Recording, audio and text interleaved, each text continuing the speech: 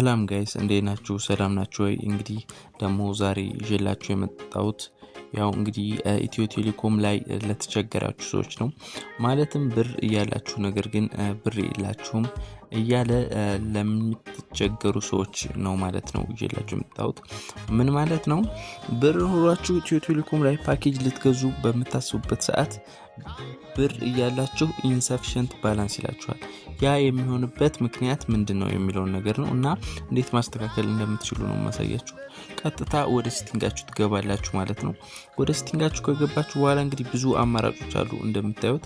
ነገር ግን እናንተ የምትገቡት የት ላይ ነው? ኮኔክሽን የሚለው ላይ ትገባላችሁ ማለት ነው። ከዛ በኋላ እንግዲህ እዚህም ብዙ አማራጮች አሉ። ነገር ግን እናንተ የምትገቡት አሁንም ሞባይል ኔትወርክስ የሚለውን አንዴ ክሊክ ታደርጋላችሁ። ሞባይል ኔትወርክስ ከገባችሁ በኋላ እንግዲህ ኔት ሞድ የሚለውን አንዴ ክሊክ ታደርጉታላችሁ። እዚህ ጋር እንግዲህ 5G ሌት ኤንድ 3G የሚል አለ።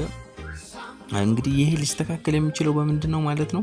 4G እና 5G ላይ ከሆነ ብዙ ጊዜ ብር እያላችሁ የላችሁም ይላችኋል። ስለዚህ ምንድን ማድረግ አለባችሁ? እንደምታዩት 3G ወይም 2G ማብራት አለባችሁ ማለት ነው። 3G ወይም 2G ካበራችሁ በኋላ ተመልሳችሁ ወጣችሁ ፓኬጃችሁን ትገዛላችሁ ማለት ነው። ፓኬጃችሁን ከገዛችሁ በኋላ ምን ማድረግ አለባችሁ?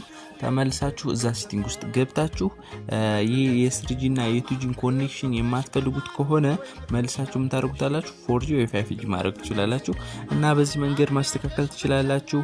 ይሄን የዩቲዩብ ቻናል እንግዲህ ሰብስክራይብ፣ ላይክ እያደረጋችሁ እለፉ።